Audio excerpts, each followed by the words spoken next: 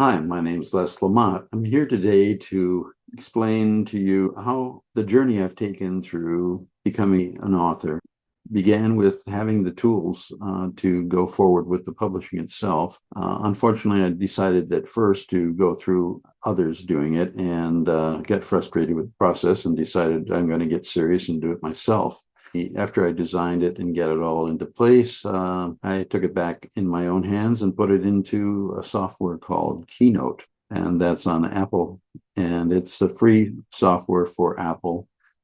Comes with your Apple computer if you have one. It's a very good software. And it also, I use numbers and pages, which is all of the things you need to create any kind of book and to publish any kind of book. I use the Keynote, which is basically for doing slide presentations and presentations like I'm going to show you today. However, you can also use it to publish, because everything you create can be published to either an image or to a PDF, and that PDF is good enough to publish your book. So it's one thing in a can, basically, and comes out ready to go to be published. Suggest you use Macintosh to do your publishing. Even if you use a PC on a regular basis, try to create your book and publish your book, even if you have to go rent one or something like that in order to do it, because Apple's always been up to date on the typography and also graphic design abilities on the marketplace, as far as I'm concerned. So please listen to my presentation. This will be recorded as opposed to live. You have to ask questions via email or just call me. I'd be glad to answer your questions. So let's get going and let's learn how to Imagineer your future.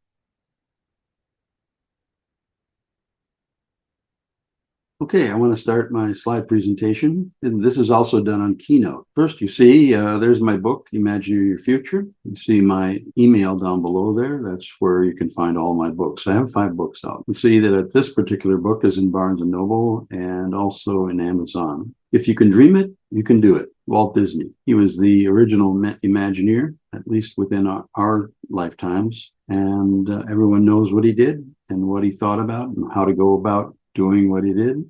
The interesting part about it is he's in my book, and he's also the reason why I wrote my book. When I had my own company, guess what? He was one of my clients. Now you can see what I did. That's a large display. As you can see, each section is about 3 feet wide, so it came down to about 12, 15, 16 feet. It was a display for in the Magic Kingdom. That was one of the largest ones we did, but we also did hundreds of small ones for them. So it was one of my dreams is to connect up with the Imagineering of Disney. Garage to global. What does that exactly mean? And well, that's my experience. I started in my garage and was able to go to around 36 countries around the world and market my product. It was a display. It was rather nice for about 14 years. Started with $14 and made 14 million in revenue. It was a very successful company, and we wish we could have continued, but things didn't work out that way.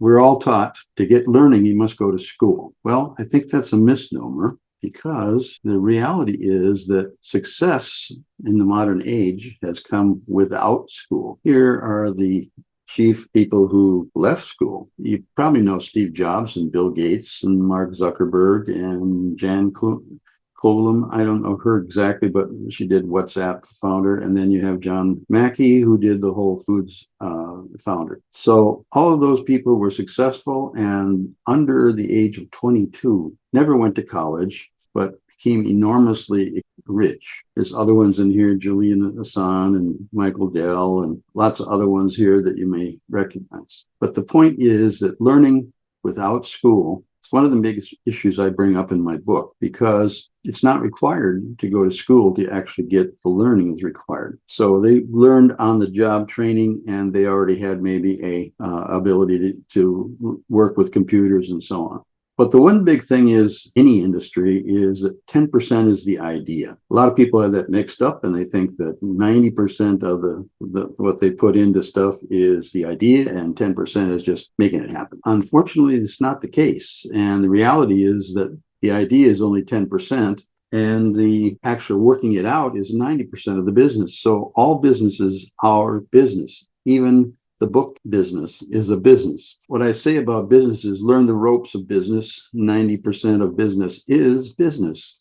Be a student of business as much as possible. Surround yourself with people smarter than yourself who have spent more time in business. If you want to be a millionaire, hang around with millionaires. They do things differently, and you can learn what makes them successful with all the details. The other thing you need to know about business is, as you see, these are from my book. Rome wasn't built in a day. So in your business, start crawling. Babies don't really know how to do anything but just kind of wander around. And you need to wander around a little bit. And then as you start to have strength in your business, start the walking. And then once you have the walking going on, then you need to go into running so you go faster. And then finally, you can fly, which means that if you see the years on the bottom, there's the first year or so, you're in the crawl stage. Years 1 and 2, you're in the walk stage. Years 3 and 4, you're in the run stage, possibly. And at year 5, guess what? You have a choice. Either grow a new leaf, which is the little leaf on top of the slope of business. You either spring off a new leaf or a new vine from your business, or you do what the sign says, for sale. Because most businesses, if you spend more than 5 years in it, you're probably not going to be rewarded properly. So the big reward is in the selling of the business after the 5 years or so. Be patient. Crawl, walk, run, and fly. Slow down. Really think it through first. Don't expect it all overnight. Reserve some cash from the good days. Make calculated changes in your life and in your business pursuits. When I finally felt the accolades of others for what I had accomplished in a short time, I reminded them and declared that I was an overnight success. Haha. That took me 35 years in the making. Now, today we have such things as the literary agent scams. This is, you got to be aware of this. I mean, I think I've talked to at least 50. The impersonating agents, a new face for an old scam. Notice the young lady who's sitting there is very innocent, and then behind the mask is the big wolf. And you see imposter syndrome, the interpersonalization scams. They come to you and tell you they're literary agents. They tell you all kinds of things. They tell you can get you in the movies. They can do it. You know, all they're trying to do is get in your pocketbook. Writer beware. And you can see writerbeware.blog is a place to go and get some information on some of the companies that may approach you. This has happened to be one that approached me and, wanted a whole bunch of money. They said this Publishers Weekly was a big deal and I should, spend $800 to go do it. And of course, they suckered me in. And so what did I get? This little dinky little ad. And you can see it's just, it's just very, very small. I don't know if it ever did anything for me at all. So be careful. There's the Publishers Weekly. Of course, they made it all, it looks like it's all very official looking and, they have all kinds of write-ups and stuff. But again, did it help me? I have no idea. Here's an ad I did on my own based on the fellow down at the bottom there, Mark Andrew Olson, the Hollywood screenwriter and author of Hadassah, I think, in One Night with the King, Watchers, and the upcoming Soulmate. He wrote these particular books and became movies. He's a successful fellow. He's from Texas. To be my son's Sunday school teacher. And so my son, in trying to help, reached out. He said, would you read my father's book and give your opinion? So this is the opinion that he gave. He said, this book is now this is the comparison now, equivalent of a weathered and plain-spoken elder. Okay, so he assigned me a visual of who I am, to sit down and beside you to share a lifetime supply of hard-won, life-shaping wisdom. Now he says, take action. Grab your copy and soak up a wealth of practical advice for everything from career to plain old living. And because of who he is and so on, that's the credibility that I get. Someone who's written that many movies and so on probably has a lot of credibility in the business, right? So that was a great thing for me. Don't know if it actually moved anything again. It probably was just a one-time shot. And I was just very glad to get this that I could share with others. This, on the other hand, is I put together based on what I was given as basically a pitch paper on the right-hand side, and you see that it basically talks about who I am. It's a book about what kind of background I come from, some photos of the books and other books, and, telling you it's available at Amazon. So it's, something in this particular thing. I have my constant hero photos you see there. The one that's on the book, it's on the background. I just flipped it. Made the 3D books in the 3D generators on the Google. I just look up making 3D mock-ups, and there's many different programs on there. I'll do it for free or very small price. That's kind of how it works. I made it look like I stole a background from somewhere and just kind of pieced it together. And, being in a very small plane, it was not going to be noticed that would be the case. But, I put in some little things like the light and stuff like that in order to kind of give me a desk look. Okay. So everything starts here. Formula for calculating your business revenue to target your gross required for success, earnings per year.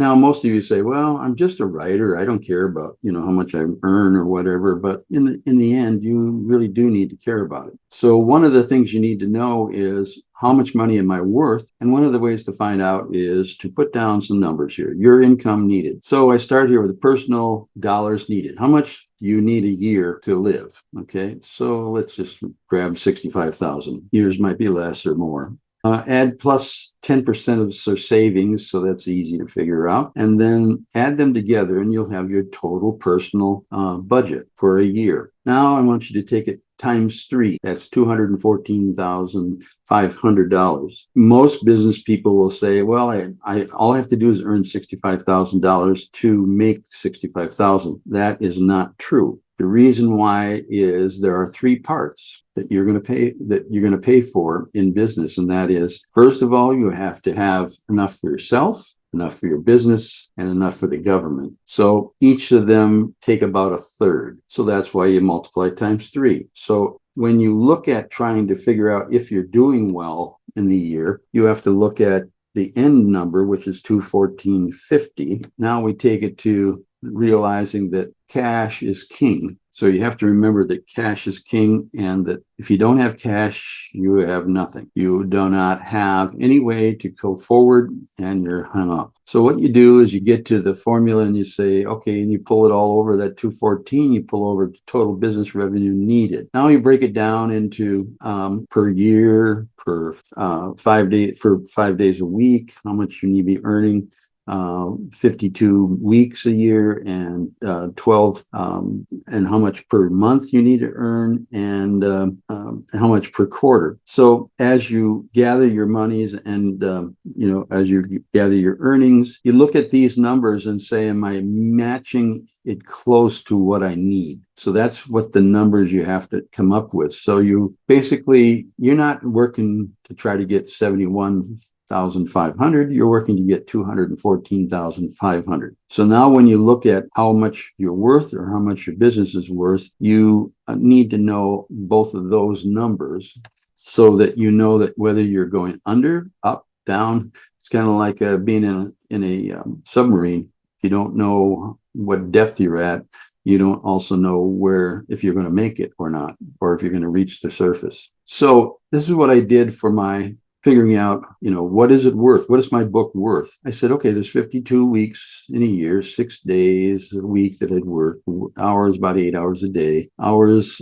So if I said I want to make $25 an hour, it would take 2,496 hours. That's what it would be if I spent that much time. And the wage would be around, if I added that up, it'd be $62,400. And that's what would cost to write my book. And you say, well, it didn't cost me anything because I didn't pay anything except for paper and typewriters or whatever, or computer. That is not true. Your actual wage you should have made was $62,000. So I said, okay, I'll take 75%. I'll discount it by 25%. And let's say I'll need to reach 46,800 in order to feel good about my book investment. So you go down to the side here where your costs and investment are, and you have You either find it from a relative, a bank, an investor. You have to get a loan. Let's say the seed loan is for $4,500. You go to a hybrid publishing company, and maybe it costs you anywhere from $1,000 to $3,000. Total investment cost is $7,500. That's actual money put out the door. And then you bring down your cost of writing, which is $46,008. And so you come up with a total project cost of $54,300. That's your break even. So if you don't make that much, you really haven't made anything on your book just yet. Go to the next page. So now you look at the different book, the soft cover, the hardcover. Average cost might be $8.95. Your net royalty may be $6.27, might be less than that. Potential sales, 4,500 copies, maybe. Potential profits would be $28,000. You use a combination of your hardcovers and soft covers, and you notice the hardcover is less than the soft covers. It could be even much less than that. But let's say you get $22,000 out of those. Average book sales, $7.67 each. Break even, $10.95. Net royalties, and then you have potential sales would be a total of 7,000 books. Break even, you go over to the profits, it'd be $50,000, $855. At the end, you're going to net a negative $3,445. Is your, could be acceptable because you're making $50,000 and your break even is around 54, but you really haven't made more money than what you spent, or the value of what you spent. So you can see below, it's soft cover is worth about 52% of your sales. Hardcover might be 42%, and 6% is your net, and that's what you're going to get out of it. Okay, so somebody comes along and says, I'm going to give you a book deal. They say, you're going to get a contract, you're going to get a one-time payment of $50,000 for your book. Agency commission might be 10% or $5,000 of that. So you net $45,000. Royalty payments on 7,000 books, you may net another $53,000. That might be kind of high.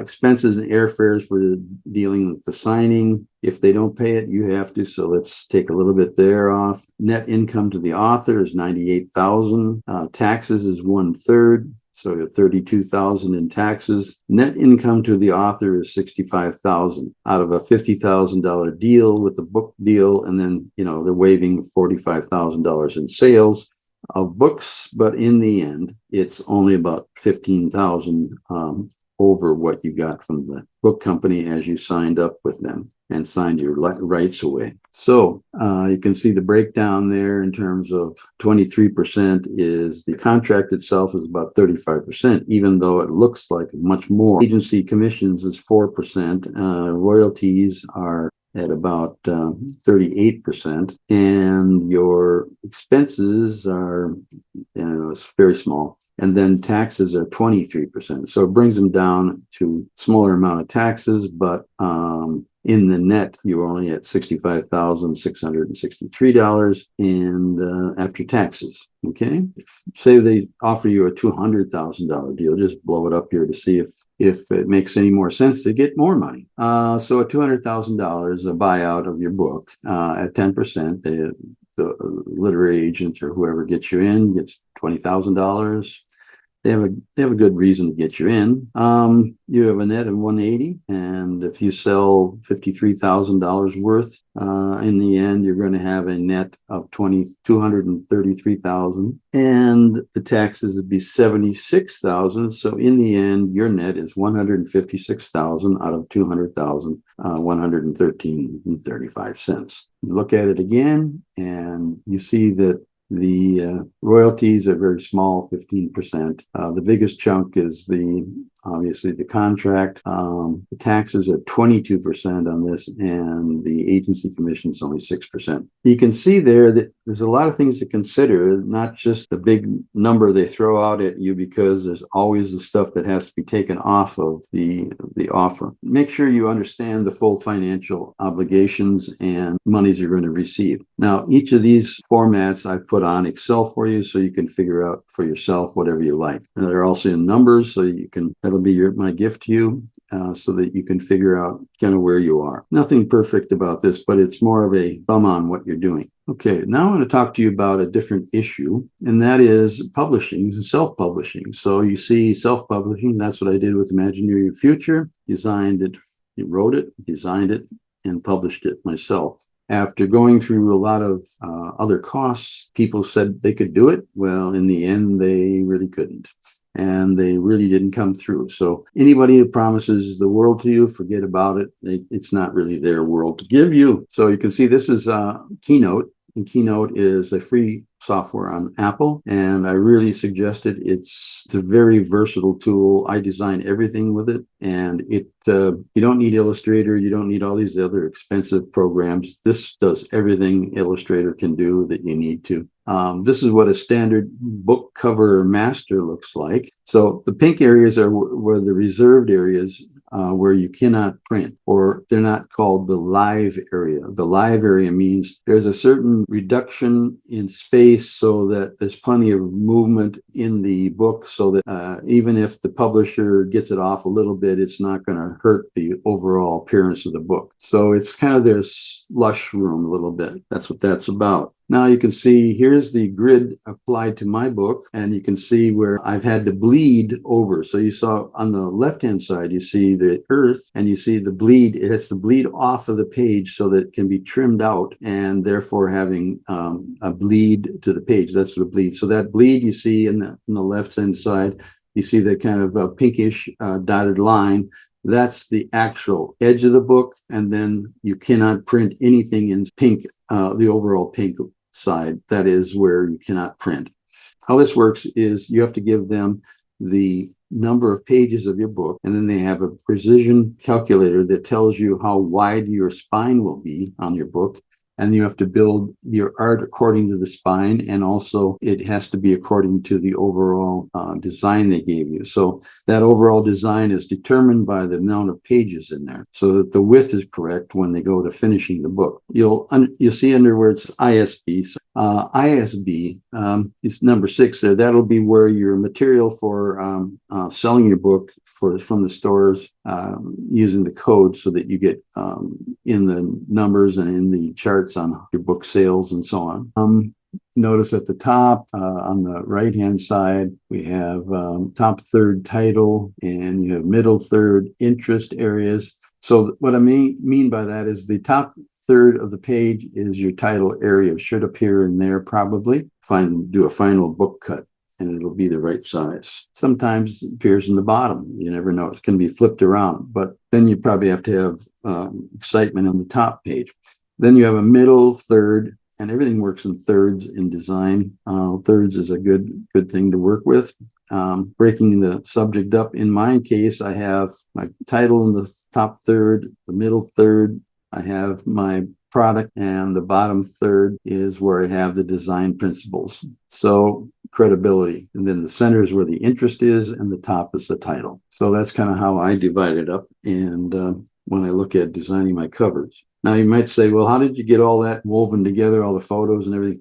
That was all surprisingly done in Keynote, and putting in photos together and adding background blacks and stuff like that behind it. There are ways to soften the edges, so you can, as you see, like where this arrow and the fellow on the right hand side is, and the sun, that is all that's just a transitional piece there where the black was transitioned and then set over the photo. Then these arrows, that was just graphicals that were done, and then it allows you to give them weight so that you can make them more transparent. So that's how I did the transparency on that. And I moved everything from lower left to upper right. The reason you want to always work lower left to upper right is you want the feeling of moving upward, moving to a target or development signal in the human mind. So here's some more points. Notice the number 1 there is talking about the top line, where again, you cannot have anything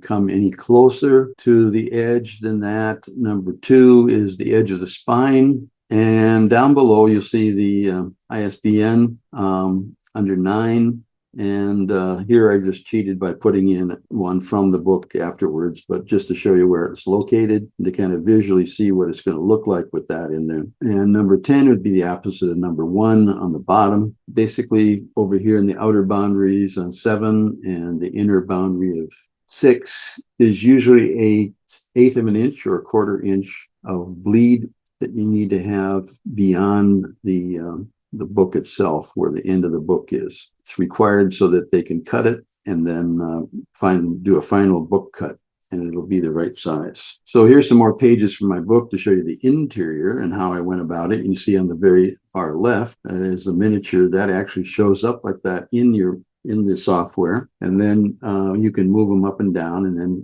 you touch those areas and then it comes up as a large screen. You'll see that I'm using what's called a rhombus design, which is basically I like to have a lot of tilts and a lot of type go around things and kind of encompass the design. Over on the right-hand side, you see I have a table of contents that goes consistently, as you see all the other ones, from the red, the gold, the blue, and then to the leopard skin. And it has to do with chapter. And you notice that the table of contents is also broke out into those blues, browns, and so on. Those colors are your tip off as thumb through on the right, so you can find that particular location. So that was a thing I added to my book. And the upper red bar, and then on the left side it has its folio page, and then it has Imagine Your Future, and on the right page it always has Discover Your Core Passion and the folio. So I did some things in it to have a certain structure to it, and followed some designs by other designers who were successful, made it my design. Then notice the red lines in there. That helps me to understand where my copy can appear. Another one here is showing you the rhombus look and how I covered over the red lines that are kind of where the edge of my typography is always going to go, and that red line was the point at which I could decide to go over it or under it or stay to the right. And then you see the rhombus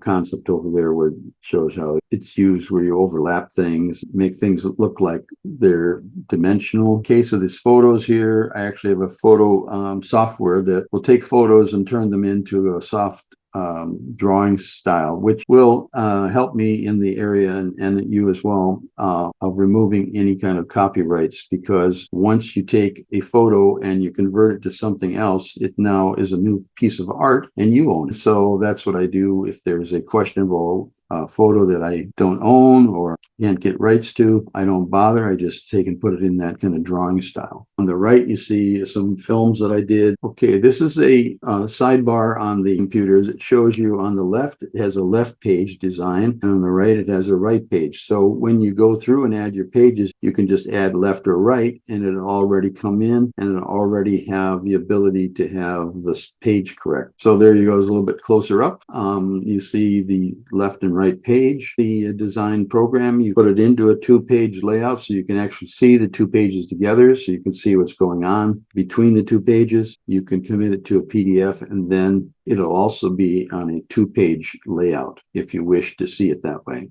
Here's another page where it just shows you, I tried to pull out significant things that were said, pull them out as art in between the copy. So to make it more interesting, used a lot of color, took some of the things that they had done for jobs, and then I redid it. It looks like similar to the original, but it's actually design I did. So again, I own the copyrights on my own design. I always put my symbol in there, the Imagineer cup symbol with the ideas and the pointers and the pens and so on. I use it as a place to show where the importance is. You should read this. It is one of the most important things about using the Macintosh, is because like it says here, Steve Jobs said, I decided to take a calligraphy class, learn how to learn calligraphy. I learned about serif and sans serif typefaces, about varying the space between the different letter combinations, about what makes great typography great. It was beautiful, historical, artistically subtle in a way that science can't capture.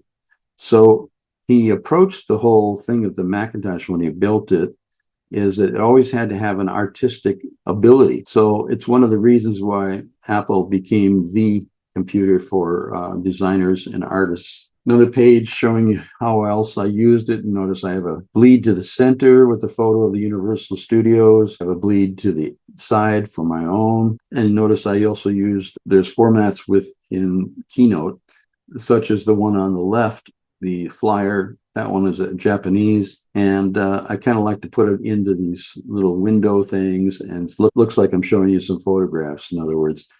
These aren't the best photographs in the world, but they do represent the fact that they're photographs. Getting to an area you might be interested in, not sure where this was used, but Publish Drive is what I got involved with. Came across my desk one day in my email. Publishers Drive Advantage, they say that they have 400 plus stores. They have 240,000 libraries, potential readers of 1 billion. And they have countries of 100 plus. That's what they're offering you. Publishers Drive's distinctive features, unparalleled reach, dynamic book promotions, AI for metadata improvement, and so on. There's where you go down at the bottom there at admin publishdrive.com dashboard.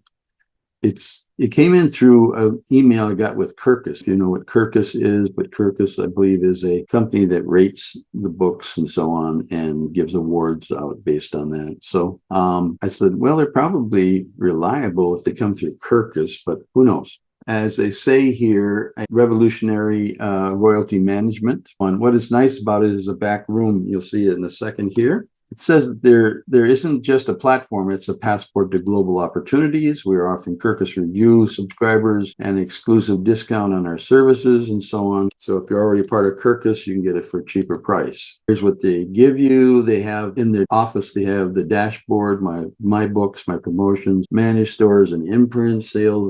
So it's a basic, nice backdoor run your business as far as sales of your books. Unlike the standard Amazon and Ingram's, where they don't give you that real ability to figure out what's going on and control your ads and everything else. So this is all kind of everything into one package. And so I decided I'd give it a try. Notice that you can get 6 books, which I have 5, so that was pretty good. And it's $14.69 a month, or you have to pay it in a year in advance. So that's $176.28. I get up to 6 books in there. Many channels promote my book. Here's what the actual back door looks like. You see my books, and you see each book, and you put them in just like all the other publishers, and you only have to put them in once so that everybody who wants to publish your books, and they go through a process to check out if they want to, so people can, other publishers around the world can look at it and say, okay, I want that book.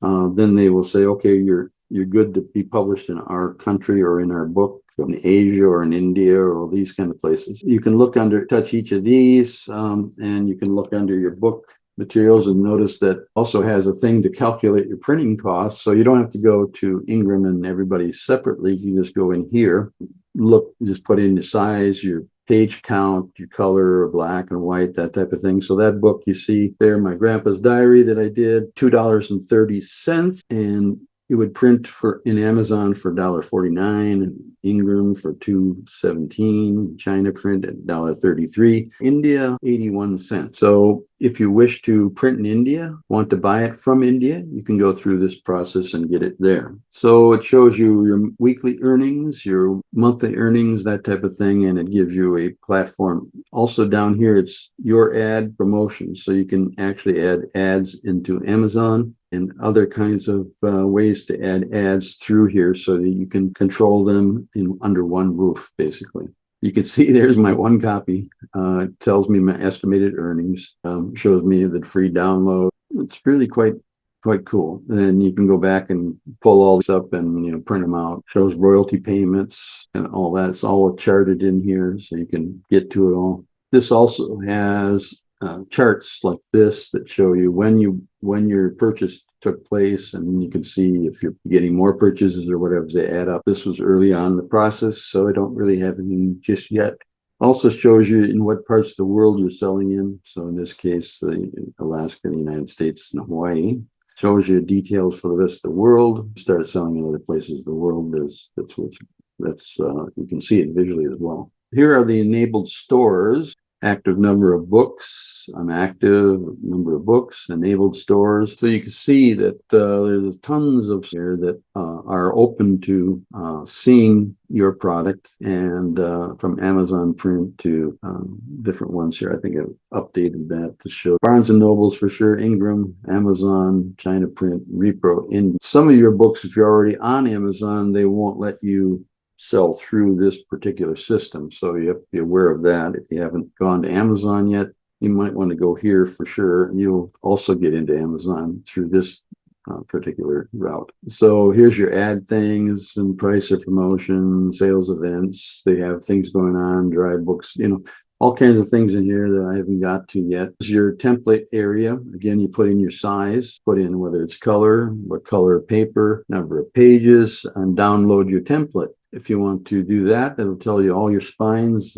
sizes, and it shows you a diagram like on the right. And here's some of the generated diagrams. So you can see it has all the details for each size and shape. It tells you where the barcodes go and all that stuff in here. It tells you the legends. Here's one blown up a little bit so you can see it. So this is the back side. Here's the information, the actual dimensions. Now, if you're not used to working in inches or millimeters, but this program Keynote works in points. So you have to take your 10.31 inch and put it on Google to a free converter. And so you just say convert inches to points, and it'll give you a converter, and you can just put in your inches and it'll tell you how many points. That way you can set the size of your page in the size of the ultimate book is, and you'll be able to drop the template in there, so it'll give you where all the lines and everything goes. And they have the ability to put in drag key lines in there, so you can put in your yellow key lines to show you exactly where the size and edges of your book is.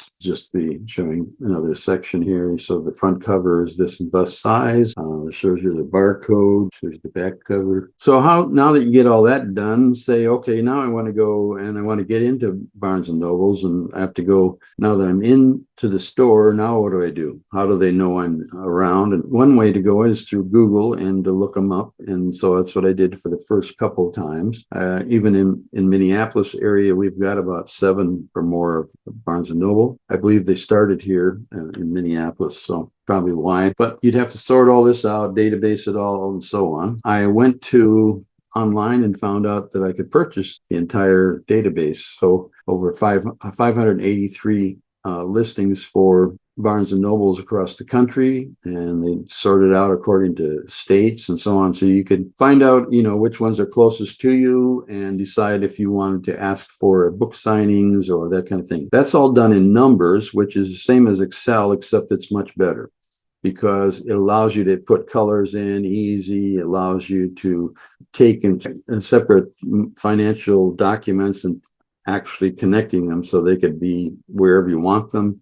And they can be put in directly into Keynote from there without destroying them or ruining all the numbers and so on. So it's a very nice pull through with all the products from Apple.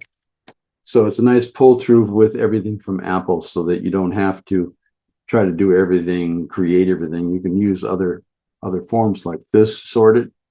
And I'm using a sort where it has the AK over there, and it shows all the AK stores and everything. Now, what I found out was that, so you see where it says, this is the letters that I was going to generate for every store, would put in their address and good morning store manager. And I did that all through using their list of stores and everything. So I found out that CRM is in front of then the number of their store 2186 at bn.com. That's a consistent. So all I had to do is drop in 2186 from the database, and it automatically gave me their email on each letter. So I could just touch that, and then it would actually launch the letter. I'd drop it in and send it off to them by email. And that's the way they prefer. So you can see right there how it works is you got the number 2235. Well, it doesn't match up with exactly this one, but it would go where the 2186 is. They would just drop that number in there, and then automatically would say Fairbanks store, and the whole address would be on the top of the letter. That's impressive for people to know that you have that data about them and that you are not just trying to, send out form letters, but you actually have their complete information without having to assemble that. So if you want that, I have it, and I'll be glad to share it with you for a small price. It can be arranged later. So you can see from the very right-hand side, that is the merged mail records in what the next program that we're using, which is two programs together. So on the right-hand side, you see numbers, and on the left-hand side, you see pages. Those are the symbols for each of those. And pages is where you write your letter, you set up one letter. Then you merge the data that's already set up to deliver the information so that it delivers the information into the left-hand side there on the letter, and then it will go ahead and merge all the letters, but actually fill in all the letters. So you'll have every letter for 500 and some letters all done already automatically by the computer, all done with the right names on it and everything else. Each store could be custom things in there, such if you knew the name of the manager, you could actually put the name of the manager in there. Maybe as you go, you'll learn who that is, and you can slip that into the data field. This is not that complicated process, but it does take some thinking about it. So you can see on the very left-hand side, that is the database. The stuff in the middle there in the orange is store number recipient. That is what then you pull into the program, and you can see where it says store number, and store number is up there after CMR. And then the next one is name, and the next one is street, city,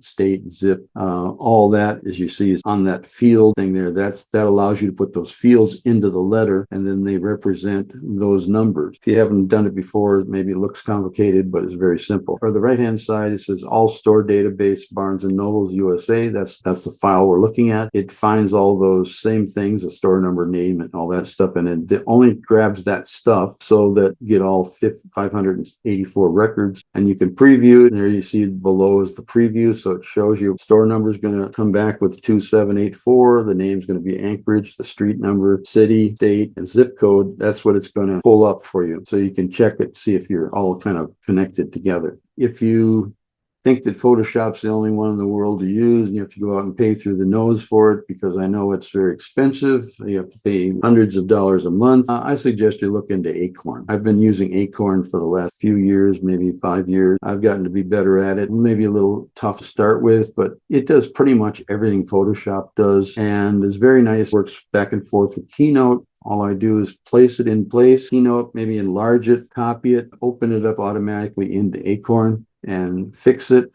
send it back out again, and now it's larger than the original, so the resolution is higher. I make use of very easy paths to go so that you can achieve a lot with just a few tools. There I am, Garage to Global, LesMontImagineer.com. That's my book site. I'd be glad to talk to you further if you have more questions. And my phone number. Again, I'd be glad to talk to any one of you who needs some help. Thank you very much for being able to do the presentation. Make your life as an author much more exciting and easier to do, and hopefully save you money in the process. Thank you. Imagineer your future.